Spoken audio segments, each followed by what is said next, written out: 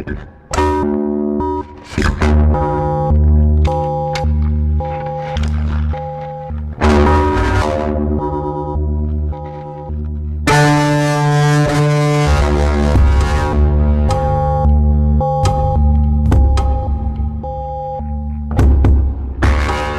Culture, une émission proposée par l'association Maison de la Culture du Havre et présentée par Isabelle Royer.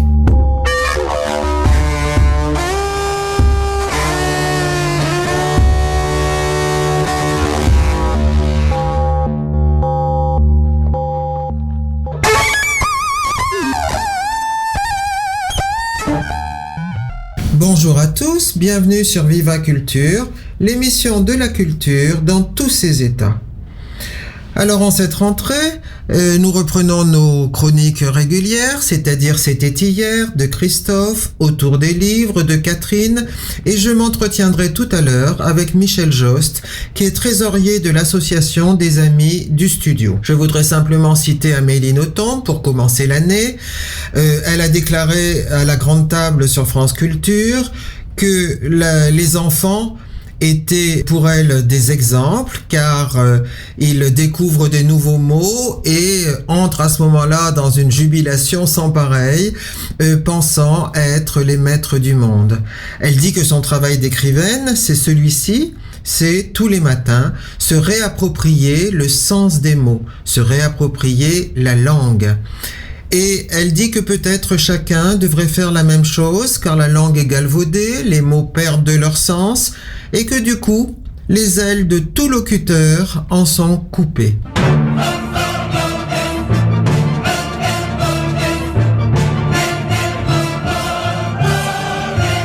C'était hier ou presque.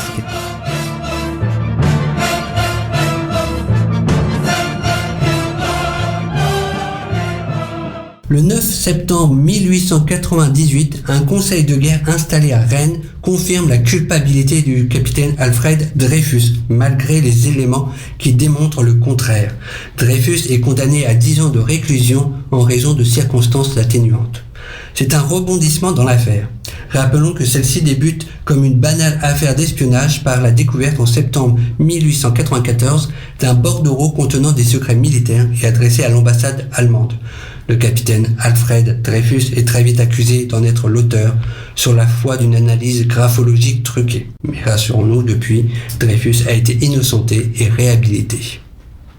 Ouvrons le carnet des naissances avec celle de Lev Nikolaevitch Tolstoï, né le 9 septembre 1828. Tolstoï est un écrivain célèbre surtout pour ses romans et nouvelles qui dépeignent la vie du peuple russe à l'époque des tsars. Ce roman le plus connu est bien sûr Guerre et paix. Il a mis 10 ans à l'écrire et qui est une des plus grandes œuvres romanesques dans laquelle il brosse le portrait historique et réaliste de toutes les classes sociales au moment de l'invasion de la Russie par les troupes napoléoniennes en 1812. Et pour finir, souhaitons un bon anniversaire au compositeur Éric Serra qui fête ses 59 ans. On lui doit les musiques de plusieurs films dont Le Grand Bleu, Nikita ou encore Léon.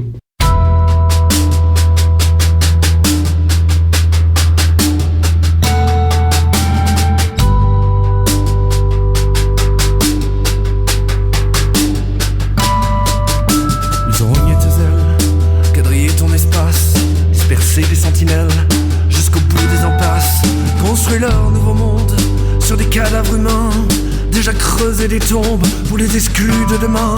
Et toi tu vis. Bonjour, c'est la rentrée d'Autour des livres. Notre musique aujourd'hui est une musique de Gil Scott-Heron. Ça s'appelle Me in the Devil. Il était musicien, il était poète, il était romancier. Il a aussi écrit La dernière fête, qui sont ses mémoires et qu'on trouve aux éditions de l'Olivier et qui ont été publiées en 2014 en France. On a choisi de vous présenter un écrivain musicien et maintenant on va vous parler de la rentrée littéraire. Je me sers d'une émission d'Arnaud Laporte qui s'appelle La Dispute, qui a lieu tous les jours et chaque fois sur un art différent. Le 30 août, c'était la rentrée littéraire de La Dispute et Lucille Como faisait son premier petit salon. Et dans son petit salon, elle nous disait « Il n'y a que 567 romans cette année ». Bon, 567, c'est quand même beaucoup, mais c'est moins que l'an dernier. Comment faire ? L'idée c'est, il est impossible de tout lire. Puisqu'il est impossible de tout lire, peut-être on va tous lire des choses différentes et on va tous entendre des choses différentes. Eh bien pas du tout. En fait, sur les 567 romans, vous entendrez peut-être parler d'une trentaine, et peut-être même pas d'une trentaine, peut-être de 10. Je peux déjà vous donner les noms de Maëlys de Kerangal, de Jérôme Ferrari, d'autres gens comme ça. Vous en entendrez parler sur France Culture, vous en entendrez parler sur France Inter, vous les verrez dans les Inrocks, vous les verrez un peu partout, et vous n'entendrez pas parler des autres. Pourtant, les autres, ils existent aussi. Donc c'est vraiment un problème que de savoir qu'on a une rentrée littéraire avec plus de 567 romans et en même temps que 10 peut-être qui seront vraiment vus beaucoup par plein de gens et que les autres on les oubliera. On sait peut-être pas, mais les livres, quand ils ne sont pas lus, ils vont au pilon. Donc ça veut dire que des gens qui peut-être sont très intéressants ne seront jamais regardés. Voilà. Donc moi je ne vais pas dire qu'il ne faut pas lire le dernier Jón Kalman Stefánsson, Asta, qui est très bien, toujours aussi bien traduit par notre Éric Bourri de l'islandais, qu'il faut éviter de lire le deuxième Nicolas Mathieu, Leurs enfants après eux. Non, lisez, bien sûr lisez, mais lisez aussi autre chose. Et c'est pour ça qu'aujourd'hui, je vais vous parler d'une maison d'édition que peut-être vous connaissez, je pense que vous la connaissez, mais elle est spécifiquement havraise. Elle est havraise et parisienne. Ce sont des gens qui se sont installés au Havre. Ils s'appellent, eux, Élodie Boyer et Jean Segui. La maison d'édition s'appelle Non Standard. Non Standard, peut-être l'avez-vous vu, je pense, à la Galerne. Peut-être avez-vous vu, en tout cas, des choses dont ils vous parlent, puisqu'ils se sont vraiment centrés, en tout cas pour une de leurs collections, sur le Havre. Le premier livre qui est paru chez Non Standard au niveau du Havre s'appelle Lettres du Havre. C'est un très beau livre, un table book, avec des photos, beaucoup de photos et des textes. Les photos sont des photos faites par Élodie Boyer. Élodie Boyer est donc une des fondatrices de Non Standard, qui est spécialisée dans le design graphique, le design des marques, et qui travaille par exemple pour Eiffage, pour faire le lettrage, ce genre de choses. Dans Lettres du Havre, ils avaient décidé de faire une nomenclature de tout ce qui existait comme lettrage dans la ville du Havre. C'est très beau, c'est fabuleux, on ne les regarde pas suffisamment et c'est une façon de nous les montrer. Le travail de Jean Segui, parallèlement, a été de faire des histoires de personnes qui, elles, vivent dans le Havre, et c'est tout à fait différent, c'est tout à fait amusant, mais le livre est superbe. Le deuxième livre de Non Standard s'appelle Ligne B. Et Ligne B, là aussi, est née du Havre, puisque la trame du livre est liée au tram.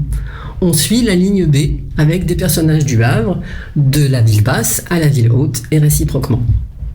Le troisième livre de la même collection, c'est toujours la même histoire. Pareil, un très beau livre, toujours.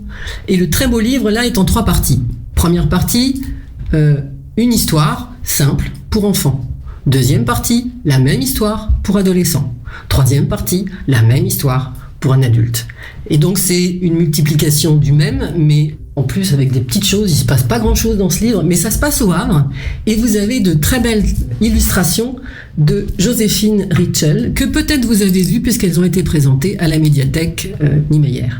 Voilà les 3 premiers. Le 4e, vous le connaissez aussi, je pense, c'est Couleurs sur la plage. Couleurs sur la plage, il a été fait au niveau des 500 ans du Havre et il a été fait autour du travail de Karel Martens, qui est designer, artiste hollandais, qui a demandé à ce qu'on revoie nos cabanes et qu'on mette des couleurs sur nos cabanes. Donc en plus de Lettres du Havre qui sont parues en 2012, de Ligne B parues en 2014, de Toujours la même histoire et de Couleurs sur la plage, on a chez Non Standard une autre collection qui s'appelle Unidentified Paper Object, avec l'accent, papier non identifié. Une collection qui pour l'instant ne correspond qu'à 2 travaux. Le premier qui s'appelle Earth Art et qui est une lettre d'amour à la terre avec un texte de Jean Segui, une sorte de poème. Et un autre livre qui s'appelle J'aimerais être là, qui est paru en décembre 2017 et qui est sur les migrants, avec des photographies d'une jeune femme d'Athènes qui s'appelle Xenia Nazelou. Ces 2 UPO sont assez différents, ils se présentent un petit peu comme des grands cahiers, avec des photographies qui sont séparées les unes des autres et qui sont mises un peu n'importe où dans le texte, et ça n'est pas tout à fait le même objet que les livres précédents. En tout cas, ce qui est à remarquer, c'est que toujours, Non Standard, ce sont des beaux livre, tellement beau d'ailleurs qu'ils reçoivent à chaque fois des prix. Ils ont eu des prix à Belgrade, à Oslo, ils ont eu des prix en Hollande. Ils sont vraiment hyper soignés, c'est leur but. La volonté, c'est que le livre soit et intéressant et beau. Voilà, il faut absolument, si vous n'avez jamais vu des non-standards, que vous alliez les voir. Ils sont implantés au Havre, et c'est peut-être pas ce que la rentrée vous dira, mais je vous assure, ça vaut la peine d'aller voir. Au revoir.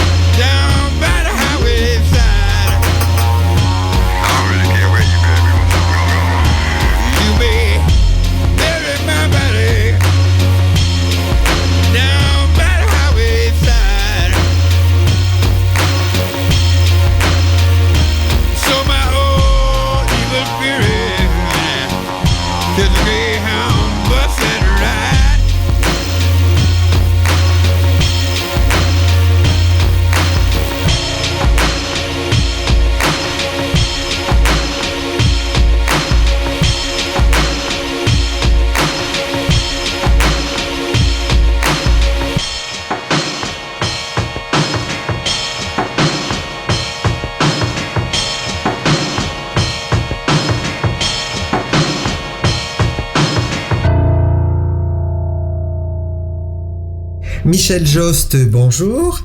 Alors nous sommes ensemble à l'occasion de la rentrée.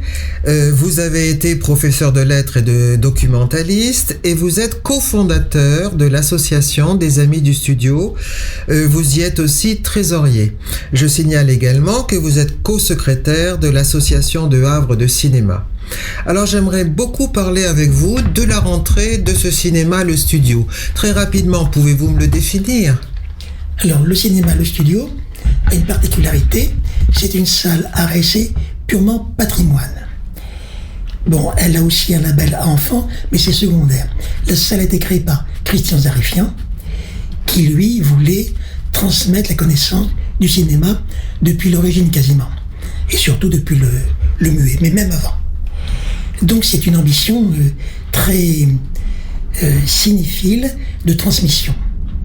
Ce qui le distingue de toutes les salles havraises Et en France, il n'y a qu'une salle en dehors de Paris qui lui soit comparable, c'est le Cinématographe à Nantes. À Nantes. Autrement, on tombe sur des cinémathèques, Oui. comme celle de Toulouse, ou bien le Centre de l'Image d'Aix-en-Provence, mais il n'y en a pas. Il n'y en a pas d'autres.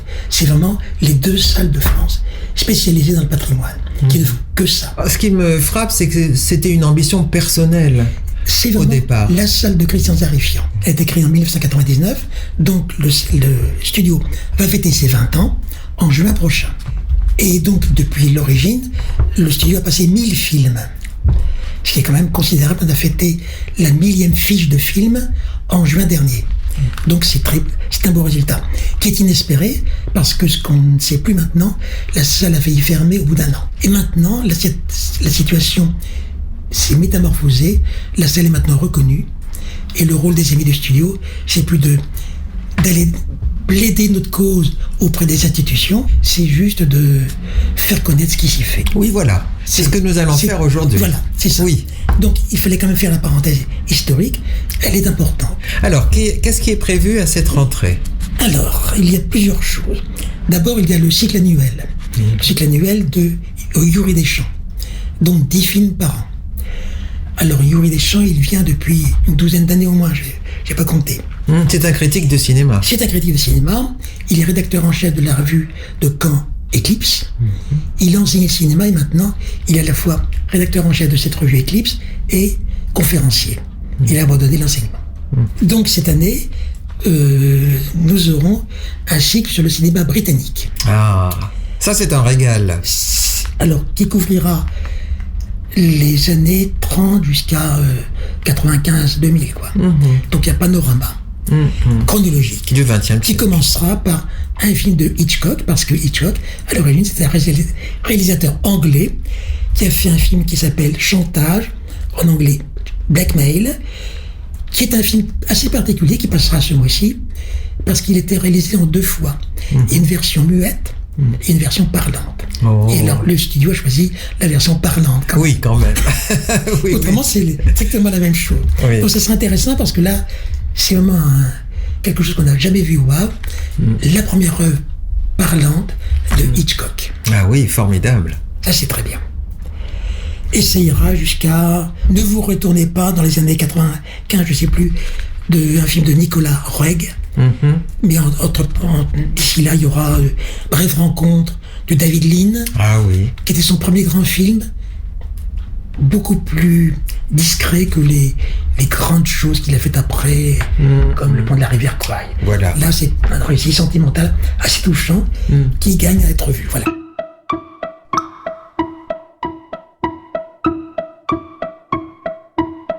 Donc on va réviser les fondations du On révise cinéma les- britannique. Maintenant, les films de la rentrée de septembre, il y a Morocco de Joseph Sternberg, qui est un film très émouvant avec Marlène Dietrich, avec une peinture de l'amour qui est extrêmement forte. C'est très Marlène célèbre comme film. Dietrich a une séduction folle dans le film. Il y aura La fiancée du pirate de Nelly Kaplan, Très bien. Avec Lafont, avec Bernadette Bernadette Lafont. Lafont, en femme explosive Oui, libre. et dynamique, Oui, qui dynamite tout. oui. Alors il faut rappeler que Nelly Kaplan a baigné dans le surréalisme. C'est quelqu'un qui, paraît-il, n'est pas commode, qu'on préférait ne pas chercher à inviter, mais dans le film gagne sans doute à être revu maintenant. Bon, il y aura The Last Movie de Dennis Hopper, qui a fait Ah, Jadis oui. Easy Rider. Oui. Il y aura un David Lynch, Twin Peaks. Ah, très intéressant Twin Peaks, ça. oui, Pour ceux qui ont suivi la série. Pour ceux qui ont suivi la série, là, c'est un film de cinéma. Il y aura Crépuscule à Tokyo de Ozu. Ah, Dernier film en noir et blanc avant qu'il passe à la couleur. Alors, comme toujours, c'est sans doute un cinéma très, très riche. Rien à voir avec ce qu'on a vu les cinéastes précédents, comme Style. Ça n'a rien à voir. Mais c'est bien. mais c'est bien, oui. Entre le français un peu explosif de La fiancée, le cœur Morocco de Sternberg. Là, on a des genres très différents, des pays très différents. Avec le Japon maintenant. Donc ça, c'est le mois de septembre. D'une part, le démarrage d'un cycle. d'autre part les films au programme. Mais pour l'année, il y a d'autres projets. Alors le studio, contrairement à... Parce qu'il le distingue d'autres salles, c'est qu'on veut privilégier le cinéma, la connaissance dans la mesure du possible. On cherche à inviter des cinéastes. Donc il y a quelques années, il y a Robert Guédiguian qui est venu, qui était très bien. Oui. L'an passé, Jean-François Stévenin, pour Passe-Montagne avec son compère Yann Dedé. Et c'était une très belle rencontre. Stévenin était ravi, comme Guédiguian d'ailleurs, de trouver une salle à l'ancienne. Parce que certains trouvent que le studio, c'est démodé. Et en fait, les cinéastes qu'on rencontre, eh bien, ils apprécient beaucoup ce lieu-là, qu'ils trouvent chaleureux et ils ont envie de revenir. Donc, cette année, on attend Jean-Paul Siverac, qui n'est pas très connu, qui est un cinéaste très très exigeant, et qui a été professeur à la FEMIS pendant une dizaine d'années, professeur de réalisation. C'est un cinéaste qui a une formation philosophique, musicale, et dont on verra, mais provinciale. Le grand événement de la saison, à mon avis, outre celui-ci, ce serait la venue du cinéaste chinois Wang Bing. Oh là là, oui. Alors Wang Bing, c'est une très grande pointure. Wow. L'un des plus grands réalisateurs de documentaires du monde, avec Frederick Wiseman, l'américain. Ah oui. Alors, on a vu antérieurement, il y a 2-3 ans, les 3 sœurs de Yunnan, qui avaient plu au Havre, qui sont venus, plus nombreux qu'on ne le craignait. Et cette année, Wang Bing passera une année entière en France. Mais c'est formidable. Comme beaucoup de cinéastes orientaux, souvent, et du Moyen-Orient aussi, la France, dont on médit beaucoup, a une importance énorme pour la diffusion du cinéma, la réalisation d'un cinéma. Et donc, la France, traditionnellement, par son système d'aide, favorise souvent l'émergence de cinéastes d'ailleurs. Et donc, Wang Bing passera une année ici, une année en France, et on compte la voir, et ce matin c'est sûr qu'il viendra, mais on voudrait la voir sur un week-end, qu'il puisse rencontrer différents spectateurs, et aussi mieux connaître. Alors, c'est vraiment un des grands cinéastes mondiaux actuels.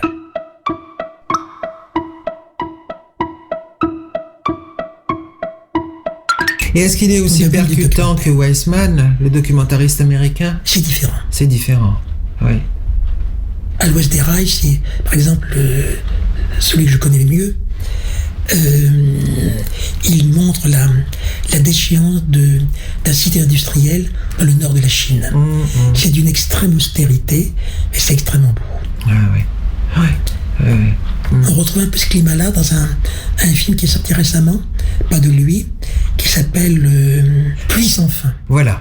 Pluie sans fin, où on voit aussi la Chine au bord d'une métamorphose, avec un site industriel qui est en perdition et qui finit par être abattu et remplacé par des locaux modernes, mais sans âme.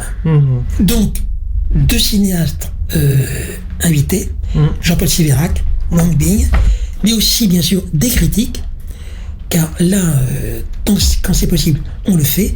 Yuri Deschamps, bien sûr, et aussi Pierre Charel, qui est un professeur de lycée Clemonet, mais qui est aussi critique à DVD Classique. Le DVD Classique, c'est à connaître, c'est un site qui, à chaque ressortie de film important, publie une critique. Et Pierre Charel fait nombre de critiques à DVD Classique. Donc là, il est question de faire venir Platoon d'Oliver Stone, et sans doute un Brian De Palma, et puis 1 ou 2 autres films. Donc Charel, c'est un travail, là aussi, une analyse très méthodique des films, pour le cinéma. On espère aussi, et c'est même pratiquement certain, qu'on reverra Jean Narboni, ancien rédacteur en chef des Cahiers du cinéma, qui a pris l'habitude de venir régulièrement au studio, qui lui aussi aime beaucoup, comme Guédiguian, comme Stévenin, et il présenterait Fièvre sur Anatane, un film de Joseph von Sternberg également, qu'on ne voyait plus depuis une infinité. C'est son dernier film à Sternberg. Donc ça serait intéressant de de le voir avec Narboni. Voilà les grands projets de rentrée. Sinon, bien sûr, il faut signaler les programmes de Cannibal Peluche. Je pense que beaucoup à Westrack connaissent Cannibal Peluche. Bien sûr. Alors, Cannibal Peluche intervient une fois par mois.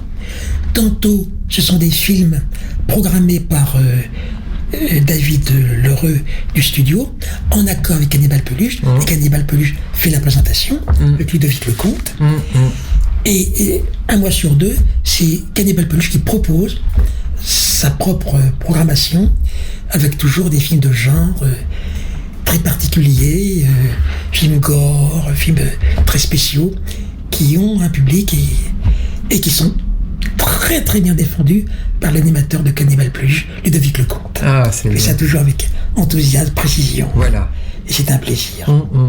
Bon, finalement, le menu est alléchant. Oui, alors, si j'allais oublier, il y a quand même un travail avec des associations, notamment autour du genre du documentaire.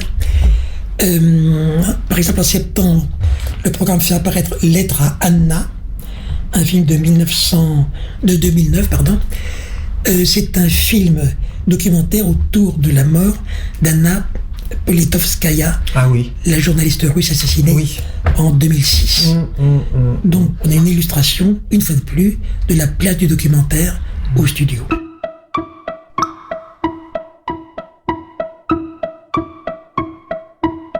C'est aussi un cinéma qui est le label RSC de jeune public, et c'est surtout vrai au moment des vacances scolaires.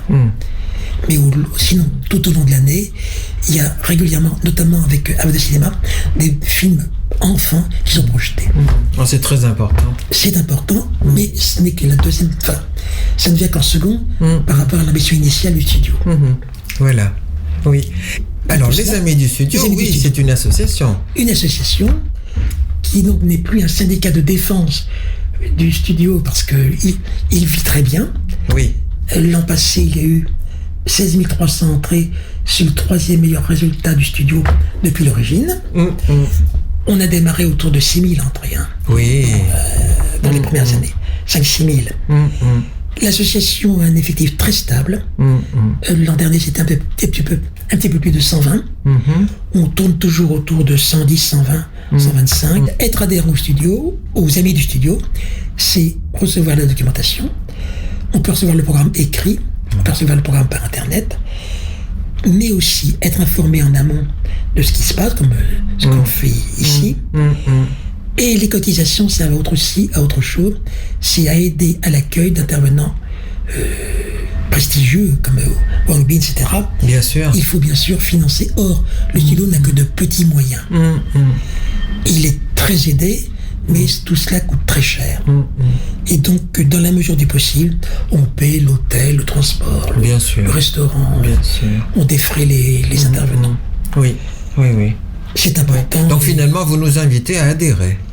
Exactement. Exactement. Exactement. Voilà. Si l'on aime le cinéma et si l'on veut réviser ces grands classiques, Absolument. peut-être, et souvent c'est le lieu. inconnus d'ailleurs. C'est le lieu. Oui, c'est le lieu. Et d'ailleurs, souvent, les spectateurs sont étonnés à la sortie. Parce que spontanément, ce qu'on va voir, c'est ce qui sort. C'est vrai. Donc, prêtez attention à ce qui se passe au studio. Ça nécessite un effort. Mais quand on voit Morocco, on se dit qu'on n'a pas perdu sa soirée. Oui. Oui, bien sûr. C'est un film très célèbre. Quelquefois, on peut se dire, mais ce sont des films que l'on a déjà vus, parce qu'il y en a un certain nombre. Alors, c'est vrai. Alors, est-ce qu'on a envie de les revoir? Souvent, on les a déjà vus, mais la plupart du temps, on les a vus à la télévision. Or, ce n'est pas la même taille d'écran. Ah oui. Jean-Luc Godard disait que le cinéma, pour aller au cinéma, c'était lorsqu'on levait les yeux pour découvrir le spectacle. Il fallait la taille de l'écran. On ne peut pas profiter d'un film sur un écran de timbre-poste. C'est pas possible. Même une grande télévision ne suffit pas. Il faut une salle. Il faut aussi le rituel. Oui, voilà. Entrer dans la salle, c'est important. Oui. Parce que je ne sais pas si les auditeurs sont comme moi, mais un film à la télévision, on ne le regarde pas de la même manière. On décroche. On peut téléphoner, on peut revenir, etc. Oui. C'est pas pareil. Oui, c'est vrai. Il n'y a pas le même lien qu'on a avec un film de cinéma. Et puis le partage des émotions. Et le partage. Oui. Au studio, très souvent, hier soir encore, on discute du film qu'on vient de voir. Oui, oui, ça c'est très agréable. Et très enrichissant. Oui. Oui. Et là, on est d'ailleurs frappé de les connaissances souvent qu'ont les gens. Voilà, tout à fait. Oui. Les gens sont beaucoup plus cinéphiles qu'on ne croit. Oui, en tout cas, ceux qui fréquentent le studio le sont. C'est ça. Eh bien, écoutez, Michel Jost, merci beaucoup. Et puis, alors, rendez-vous au studio. C'est ça, merci. Voilà. Au revoir. Au revoir.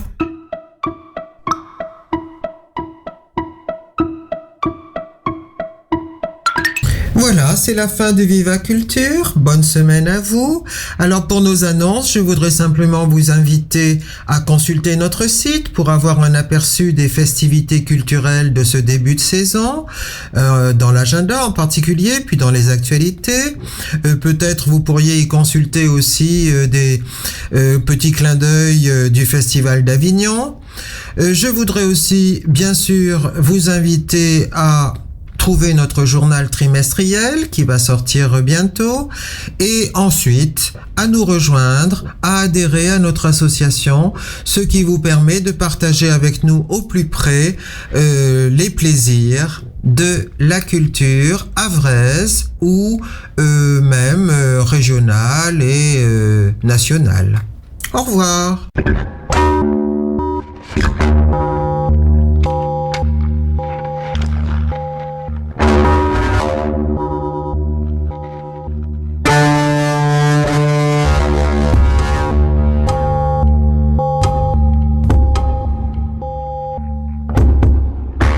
Viva Culture, une émission proposée par l'association Maison de la Culture du Havre et présentée par Isabelle Royer.